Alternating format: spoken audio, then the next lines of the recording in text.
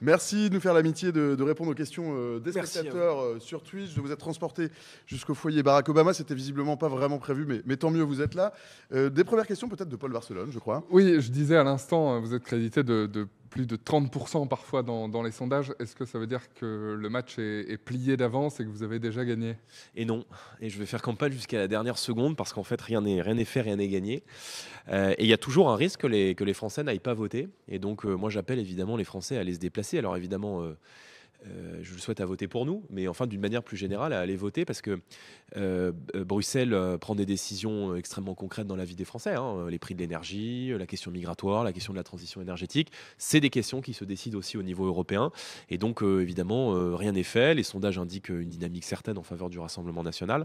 Mais je pense que le 9 juin doit être l'occasion d'infliger une défaite électorale très lourde à Emmanuel Macron et à l'Europe de Macron. Vous craignez l'abstention ou un éparpillement des voix? Par exemple, certains de vos électeurs iraient, je ne sais pas, chez François-Xavier Bellamy des Républicains, chez Marion Maréchal à Reconquête. Eh bien, je crains les deux. Et je pense qu'il y a un risque, évidemment, il y a toujours un risque d'abstention. Quand vous faites de la politique, vous avez toujours la crainte que le jour J, les Français ne se déplacent pas. Donc, j'ai évidemment la crainte de l'abstention et aussi celle d'une dispersion des voix, parce que je pense que notre rôle, c'est aussi de dire aux Français que l'heure est trop grave aujourd'hui pour se disperser, pour se diviser. Et j'appelle les Français à porter, à grouper leurs voix pour faire entendre leur colère à Emmanuel Macron sur la seule liste qui est en capacité de l'emporter, c'est-à-dire la mienne.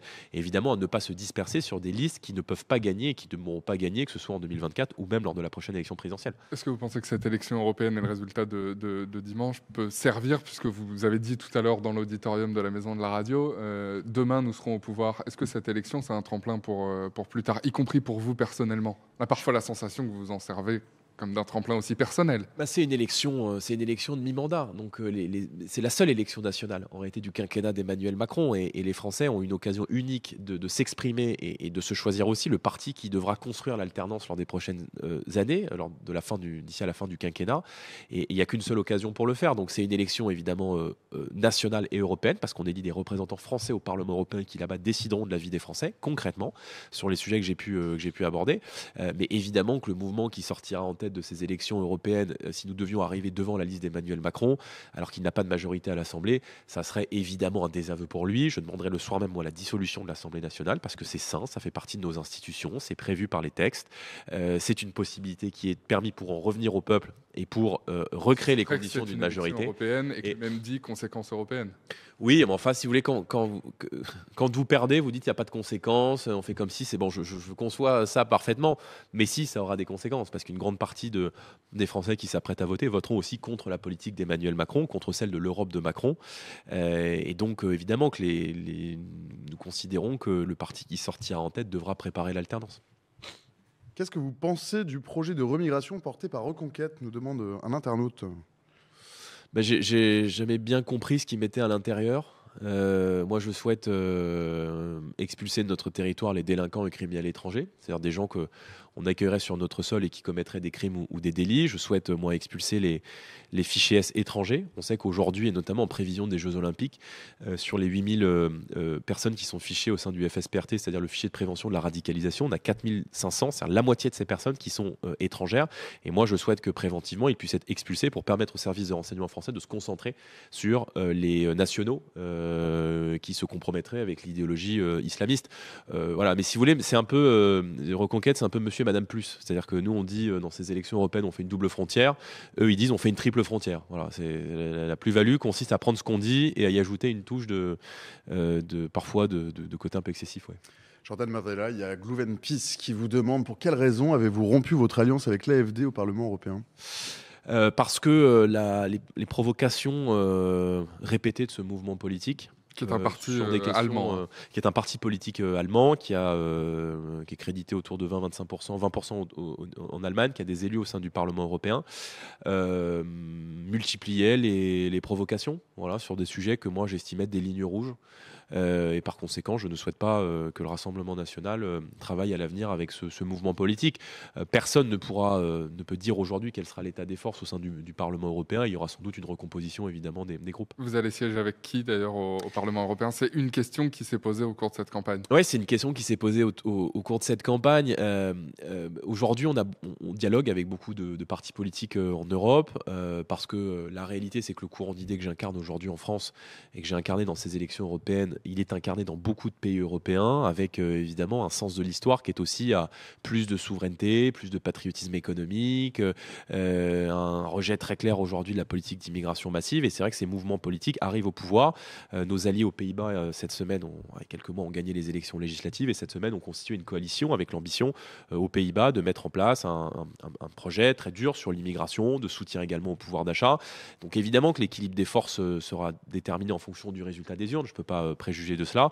Mais ce qui est clair, c'est qu'on dialogue avec beaucoup de partis en Europe, dont certains d'ailleurs sont aujourd'hui au pouvoir. Il y a Mboy 1 qui demande votre avis sur l'Europe de la défense. Quelle est votre vision de l'Europe de la défense ? Moi, je pense que la défense est une compétence nationale, voilà, qu'elle doit rester dans le giron de l'État, parce que c'est ainsi tel que l'a prévu la Constitution de la Ve République. Pas d'armée européenne. Non, pas d'armée européenne. Emmanuel Macron souhaite cette armée européenne. Moi, je refuse que la présidente de la Commission européenne puisse demain avoir le pouvoir d'envoyer des fils de France mourir au combat. Donc on n'envoie pas non plus de troupes au sol en Ukraine, non, pas d'instructeurs militaires. Je suis défavorable à l'envoi de troupes en Ukraine, que l'Ukraine ne réclame pas d'ailleurs.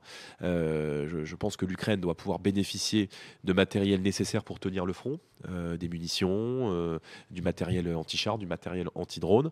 Ça, j'y suis parfaitement favorable. En revanche, je pense qu'il faut veiller à tout risque d'escalade avec la Russie. Je suis opposé à l'envoi de missiles de longue portée qui pourraient, je pense, avoir des conséquences dramatiques. La Russie est une puissance nucléaire qui apparaît aujourd'hui comme une menace multidimensionnelle pour la France et pour l'Europe. Et donc, il faut être extrêmement vigilant à ne pas franchir la ligne rouge de la co-belligérance. Et je pense que la position du président de la République de vouloir non seulement partager l'arme nucléaire, mais en plus d'émettre l'hypothèse d'envoyer des troupes, inquiète beaucoup de Français, comme elle expose nos divisions à nos adversaires et à Vladimir Poutine, parce qu'en réalité, une grande partie de nos partenaires européens y sont défavorables. Jordan Bardella, vous êtes le candidat Rassemblement National. Le Rassemblement National, c'était un jour aussi le Front National. Alyosha vous demande dans le chat ce que vous pensez de Jean-Marie Le Pen. Alors, je l'ai très peu connu. J'ai rencontré 3 fois Jean-Marie Le Pen. Vous avez refusé de dire sur une chaîne concurrente qu'il avait été antisémite. Non, c'est pas vrai. C'est faux. J'ai dit qu'il avait été évidemment condamné pour antisémitisme.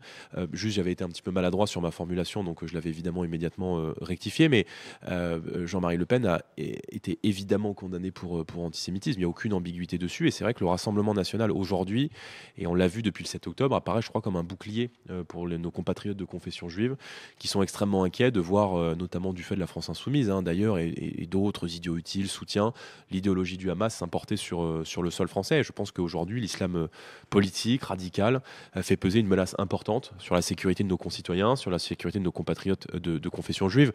Maintenant, moi, je ne fais pas de la politique dans le rétroviseur. Le Front National n'est pas le Rassemblement National. Je ne suis pas Jean-Marie Le Pen. Je suis né en 1995. Donc voilà, maintenant, je n'ai pas d'ambiguïté sur ce sujet. Et Jean-Marie Le Pen a été mis à la porte du Front National en 2015 par Marine Le Pen, il y a plus d'une décennie maintenant. Donc je pense qu'il n'y a pas d'ambiguïté. Est-ce que votre candidature, par exemple, à ces élections européennes, sert à montrer que le RN a tourné cette page-là et dire aux Français, écoutez, vous voyez bien qu'on a tourné cette page? Oui, je pense.